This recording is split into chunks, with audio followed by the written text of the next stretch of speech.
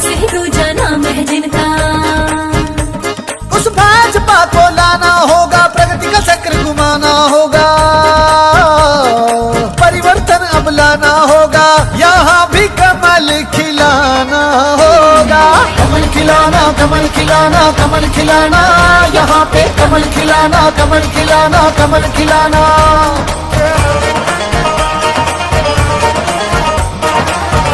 यहाँ भी कमल खिलाना होगा।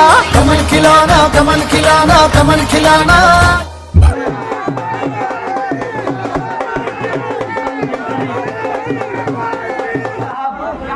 जिलाध्यक्ष अशोक जी गुप्ता साहब, संजय जी नरुकापुर जिलाध्यक्ष सम्मान्य जी। अब मैं आग्रह करना चाहूंगा श्री सुखमन जी और आज जो ये जोश देख रहे हैं, इधर आजा मेरे पास। मैं यहाँ की सारी जनता और जिस उत्साह के साथ हमारे आदरणीय परम आदरणीय सतीश जी पूनिया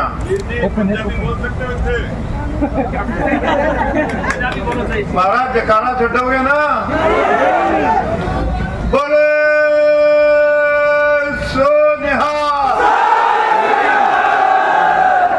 एक और जकारा जोर दी है तो जोर दी, बोले सो निहाल। इधर आके बना ले, हाथ आ रहा है। आप लोग सब आए और हमारे बीच में हमारे प्रदेश के पूर्व अध्यक्ष और नेता उप नेता प्रतिपक्ष आदरणीय सतीश जी पूनिया, जिनका एक वर्चस्व है पूरे राजस्थान भारतीय जनता पार्टी में नहीं, जन जन में जिनका मान सम्मान है, ऐसे हमारे सतीश पूनिया। तालियां एक कंजूसी ना करो, ताली जोर से बजाओ। मेरे नंबर बढ़ाने हैं तो और जोर से बजाओ। हमारे बीच में सीपी जो आदरणीय है हमारे, और हाँ मैं बोल रहा हूँ, आप पहले बोल रहे हैं। हमारे परम आदरणीय जो केंद्रीय मंत्री रहे हैं CR चौधरी जी, जो हमारे प्रदेश के उपाध्यक्ष हैं और इस यात्रा के प्रभारी हैं। हमारे बीच में हमारे बहुत ही अजीज प्रदेश के उपाध्यक्ष श्रवण जी बगड़ी और मंच पे विराज हमारे यहाँ के अध्यक्ष अग्रवाल जी, सारे यहाँ के जितने भी वरिष्ठ नेता हैं और हमारे सब भाइयों, मेरे भाइयों, ये परिवर्तन यात्रा है। ज्यादा तो विस्तार से हमारे मार्गदर्शक सतीश पूनिया जी बताएंगे। ये परिवर्तन यात्रा है, अपने परिवर्तन लाना है। जोर से बोलो, लाना है कि नहीं लाना? इस कांग्रेस की भ्रष्ट सरकार को हटाना है। इस कांग्रेस की सरकार को वो इन्हीं के एक मंत्री ने बोला था बुलेरो में समेट के रखना है कि नहीं रखना। तो मेरे भाइयों, बाकी तो विस्तार से हमारे आदरणीय पूनिया जी बोलेंगे। मेरे भाइयों, एक एक आदमी, एक एक कार्यकर्ता जन जन के पास जाना है और निश्चित तौर पे यहाँ इस कॉन्फ्रेंस में सबसे भारी मतों से भारतीय जनता पार्टी जीते। आपको ये पता है किसके नेतृत्व में हम खड़े हैं? आदरणीय नरेंद्र मोदी जी, जिन्होंने क्या नहीं किया। धारा 370 हटाई, लाल चौक में तिरंगा झंडा, जो वहां गोलियां लगती थी, अब तिरंगे झंडे की यात्रा निकल रही है। ये हमारे नरेंद्र मोदी जी हैं। आपको पता है महिलाओं के लिए 33% आरक्षण कर लिया, ये हमारे नरेंद्र मोदी जी हैं। हमारे भाई जो हैं, हमारे लिए करतारपुर कॉरिडोर, आपको सबको पता है। और आपको पता है हमारा वीर बाल दिवस, जिसके पोस्टर हर पेट्रोल पंप पे लगे होते हैं, ये हमारे नरेंद्र मोदी जी हैं। राम मंदिर जिसकी कल्पना भी हम नहीं कर सकते थे, राम मंदिर रामलला का दर्शन आप बहुत जल्दी 2024 जनवरी में करोगे। ये हमारे नरेंद्र मोदी जी हैं। बाकी मैं ज्यादा बातें आपसे नहीं करूंगा। आप लोगों ने बुलाया, आप लोगों का उत्साह देख रहे हैं। हमें निश्चित तौर पे पता है बहुत भारी बहुमत से यहाँ जीतेंगे और भारतीय जनता पार्टी का हमारा कैंडिडेट यहाँ आएगा। धन्यवाद। जय भारत, जय हिंद। पैसा खा गया माइक आईडी बिल्कुल माइक ये लो। भारत माता की, भारत माता की। आज यहाँ परिवर्तन संकल्प रैली में सम्मानीय पूर्व अध्यक्ष जी सतीश पूनिया जी, हमारे आवासन मंडल के पूर्व चेयरमैन और प्रदेश उपाध्यक्ष सम्मानीय अजय पाल सिंह जी और इस परिवर्तन यात्रा के संयोजक सम्मानीय पूर्व केंद्रीय मंत्री CR चौधरी जी, सह संयोजक बागड़ी जी, जिलाध्यक्ष जी, पूर्व जिलाध्यक्ष जी, सभी सम्मानित मंच चल रही और सभी मेरे बुजुर्गों, नौजवान साथियों, माताओं, बहनों और प्यारे बच्चों, मैं आप सब लोगों का यहाँ गोविंदगढ़ में रामगढ़ विधानसभा में पधारने पर स्वागत करता हूँ, हार्दिक अभिनंदन करता हूँ। और मैं आप सबका भी स्वागत करता हूँ कि आपने इतनी विपरीत मौसम में भी, एक बार तो इतनी तेज बारिश आ गई थी, एक भी व्यक्ति इधर से उधर नहीं हुआ। इसके लिए मैं आपका भी नमन करता हूँ। भाई साहब सतीश पूनिया जी, पूरे प्रदेश में गोगा मेड़ी से यात्रा प्रारंभ हुई थी, मैं भी वहाँ दर्शन करने पहुंचा था। उनका आशीर्वाद हमेशा इस क्षेत्र पर रहा है और इस क्षेत्र से, रामगढ़ से तो उनका पुराना लगाव है। तो मैं उनको यही विश्वास दिलाता हूं कि आप विधानसभा में यहाँ जिस भी प्रत्याशी को अपना कैंडिडेट बनाएंगे, हम 100% सभी, मैं इन जनता के कहने से, इनके आग्रह पर कहना आपसे निवेदन करता हूं कि वो जरूर भारतीय जनता पार्टी का जीत के रामगढ़ विधानसभा से पहुंचेगा। हम सभी एकजुट हैं। यहाँ हमारे महेश भारद्वाज जी भी, भाई साहब IPS साहब वो पधारे हैं, संदेश जी पधारे हैं, इस भारद्वाज जी पधारे हैं। तो मैं आप सबके सामने, यहाँ सब एकजुट हैं। जितने भी प्रत्याशी प्रयास कर रहे हैं, ये सब, मैंने एक बड़े नेता से पूछा, साहब उसने कहा कैसा चल रहा है? मैंने कहा साहब प्रत्याशी बहुत है। उन्होंने कहा साहब ये मोदी का कमाल है, सबको लगता है बस टिकट आ जाए जीत जाएंगे। तो मैं आप सब लोगों से यही कहना चाहता हूं कि मोदी जी के नेतृत्व में, मजबूत नेतृत्व में हम भारतीय जनता पार्टी की सरकार अवश्य बनाएंगे और यहाँ से जो निकम्मी सरकार और ये विधायक है इसको उखाड़ फेंकेंगे। धन्यवाद। जय हिंद, जय भारत।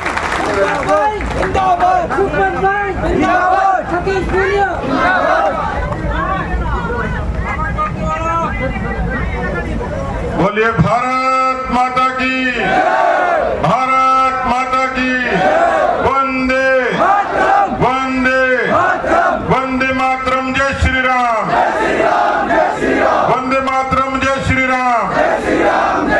भारतीय जनता पार्टी जिंदाबाद, बीजेपी जिंदाबाद, श्री नरेंद्र मोदी जिंदाबाद, श्री JP नड्डा जिंदाबाद, मंच पर बैठे सारे नेता जिंदाबाद, रामगढ़ जिंदाबाद, अलवर जिला जिंदाबाद, राजस्थान जिंदाबाद, हिंदुस्तान जिंदाबाद। मोदी जी के रहते हुए हिंदुस्तान जिंदाबाद था, जिंदाबाद है और जिंदाबाद रहेगा।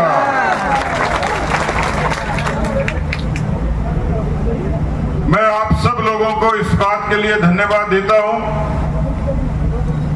कि आज रामगढ़ की इस धरती पर 36 कौम के बिराजे हुए सभी सम्मानित बुजुर्गों, नौजवान भाइयों और मंच पर भी हमारे सभी नेतागण यहाँ विराजमान हैं। लेकिन मैं भाई सुखवंत जी, इन टीम को धन्यवाद देता हूं कि जिन्होंने आज ये टेंट फाड़ कार्यक्रम किया।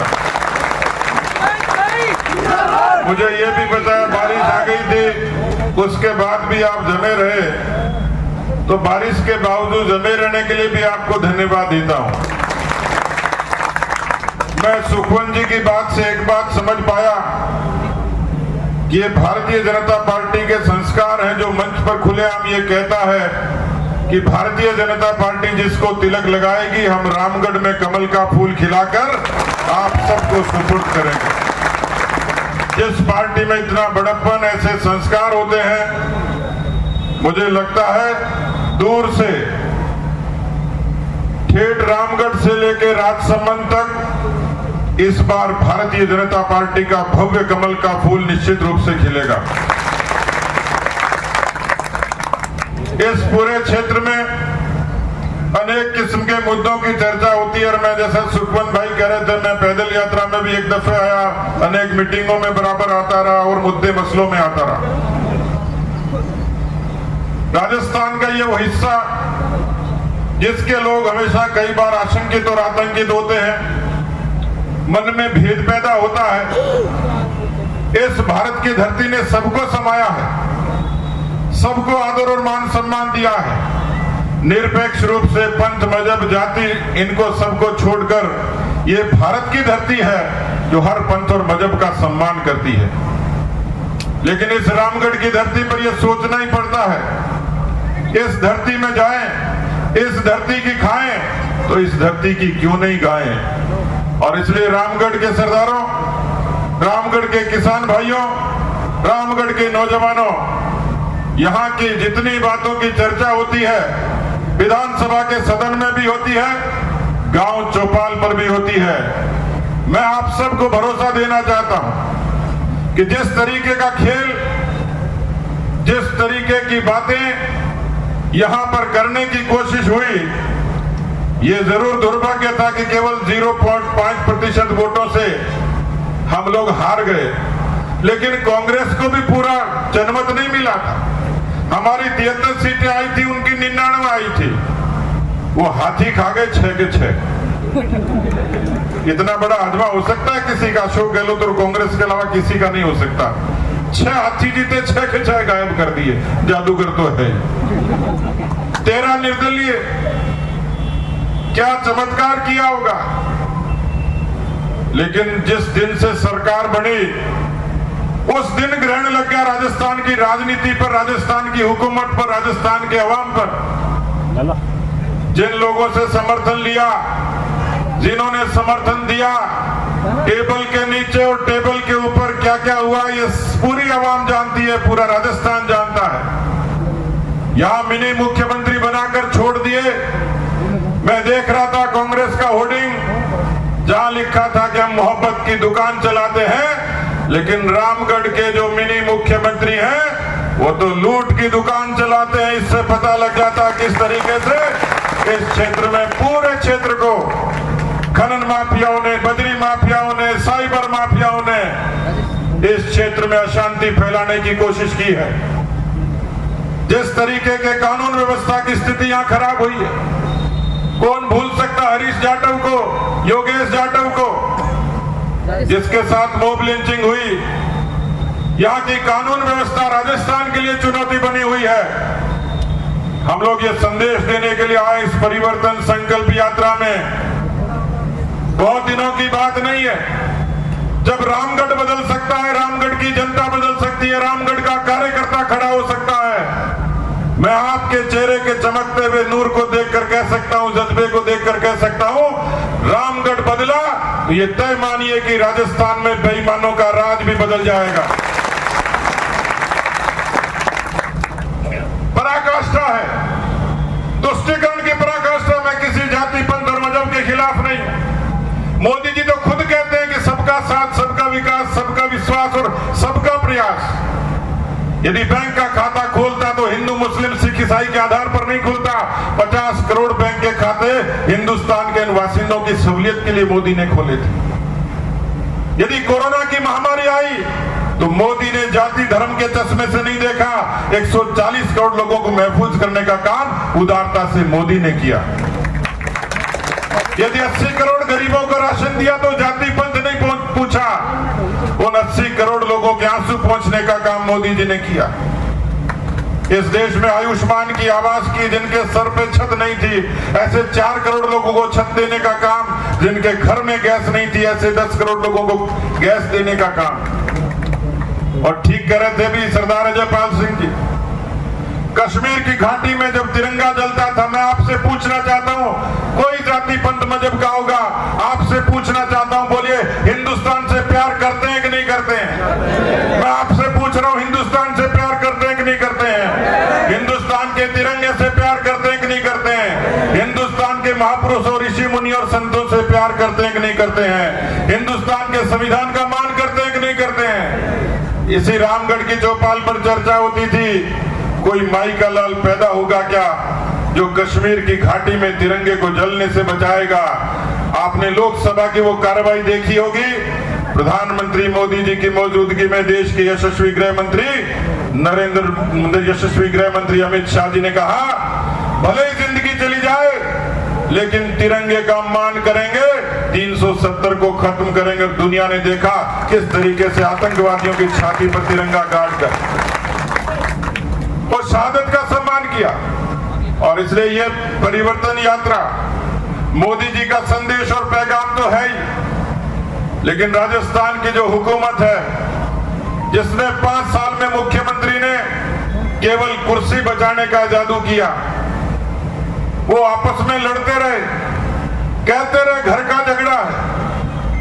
घर का झगड़ा हो और पड़ोसी का सिर फूटे, उस झगड़े को कौन जायज बताएगा? राजस्थान की कानून व्यवस्था बदहाल हुई, 10,92,000 मुकदमे। राजस्थान के किसानों को कर्जा माफी नहीं होने के कारण अवसाद में जाना पड़ा। उनकी 19,422 किसानों की जमीनें कुर्क हो गई। 6,000 बलात्कार प्रतिवर्ष होते रहे। इसी अलवर की धरती पर अनेकों ऐसे किस्से हैं, अनेकों ऐसी हकीकत है जो सरकार के ऊपर सवाल खड़े करती है। ये सरकार माताओं बहनों का सम्मान नहीं करती, उनकी रक्षा नहीं कर सकती, दलितों, वंचितों और पिछड़ों का अपमान करती है, तुष्टीकरण करती है। एक वो सरकार है नरेंद्र मोदी की, खुद प्रधानमंत्री। आपने चमत्कार देखा होगा किस तरीके से नागरिकता संशोधन कानून, क्योंकि बांग्लादेश में, पाकिस्तान में, अफगानिस्तान में हमारे हिंदू और सिख भाई अपनी मातृभूमि में वापस आ जाएं, इसके लिए नागरिक संहिता, नागरिक संशोधन कानून लागू करते हैं, उनके लिए मातृभूमि में आने का रास्ता तय करते। करतारपुर बॉर्डर के जरिए हमारे सिखी का सम्मान करते हैं।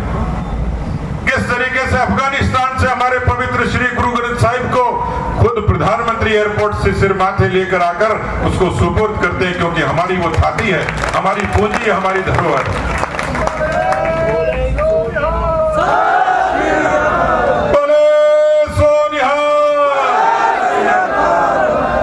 उन्होंने हर मजहब को, हर पंथ को, हर कौम को इस देश में बदलाव का पैगाम दिया। लेकिन आज मैं आपकी अदालत में, इस रामगढ़ की जनता जनार्दन की अदालत में आप सब लोगों से पूछने आया हूं, क्या इस तरीके के प्रधानमंत्री को 2024 में फिर से नहीं आना चाहिए? जिस प्रधानमंत्री ने भारत का मान इतना बढ़ाया कि वैज्ञानिकों ने उनके नेतृत्व में चांद पर भी तिरंगा टंगा दिया। ये चमत्कार कोई कर सकता तो नरेंद्र मोदी कर सकता। रूस और यूक्रेन की लड़ाई थी, भारत के लोग फंसे हुए थे। मेरे खुद के क्षेत्र के मेडिकल के विद्यार्थी थे, उनके माँ बाप कहते हमारे बच्चों को लाओ। सतीश पूनिया की क्षमता नहीं थी। प्रधानमंत्री नरेंद्र मोदी जी ने हवाई जहाज भेज दिए, मंत्री भेज दिए, लेकिन हंगरी और पोलैंड की सीमा पर यूक्रेन से सुरक्षित निकलकर खुद की जोखिम पर आना था। वो जब विद्यार्थी आया तो मैंने पूछा तुम आए कैसे? उन्होंने कहा कि हमने सुना था कि मोदी जी ने बड़ा नाम कर दिया दुनिया में, देश का मान ऊंचा कर दिया, स्वाभिमान कर दिया, दुनिया तिरंगे का सम्मान करती है, तो हम देखना चाहते थे। जोखिम तो थी क्योंकि बंकर में छिपे थे, तो हिंदुस्तान के सभी बासिंदों ने कहा कि मोदी को भी आजमा लेते हैं। उस युद्ध के विभीषिका में, उस बमबारी और गोलीबारी के बीच में उन्होंने एक सफेद कपड़े का टुकड़ा लिया, उसको तिरंगे से रंगा और उस बंकर से बाहर निकलकर जब यूक्रेन की सड़कों पर खड़े हुए तो उन्होंने नहीं, पूरी दुनिया ने चमत्कार देखा। रूस की बमबारी बंद हो गई, यूक्रेन की गोलीबारी बंद हो गई और हिंदुस्तान के 25,000 बासिंदे सुरक्षित भारत में आ गए। ये होता है तिरंगे का मान। इसलिए मैं पूछना चाह रहा था, क्या 2024 में मोदी को वापस लाना है? इतने कमजोर आवाज से नहीं चलेगा। 2024 में मोदी जी को लाना है, 2024 में मोदी जी को लाना है। उसकी एक शर्त है, फॉर्मूला मैं बता दूंगा। क्या करना पड़ेगा, कोई बताएगा आप में से?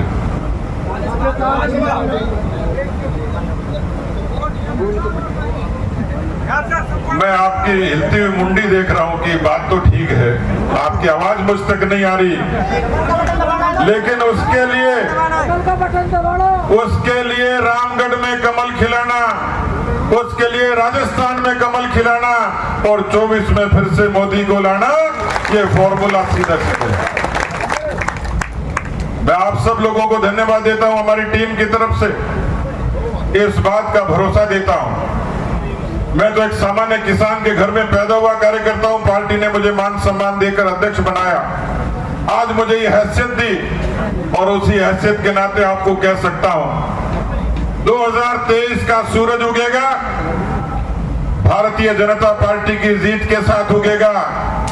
इस रामगढ़ की धरती पर सारी गफलत खत्म हो जाएगी, भारतीय जनता पार्टी संकल्प के साथ आएगी, न किसानों की वादा खिलाफी होने देंगे, पेपर लीक माफियाओं की जगह बंगलों में नहीं जेल में होगी, और जो लोग यहाँ सद्भाव खत्म करते हैं उनको भी नहीं बख्शा जाएगा। माताओं बहनों के मान सम्मान की जो रक्षा नहीं करता होगा उनको भी नहीं बख्शेंगे, और कोई भी व्यक्ति हमारी माँ बहन की तरफ आंख उठाकर नहीं देख सकेगा। ये भारतीय जनता पार्टी की सरकार का संकल्प होगा।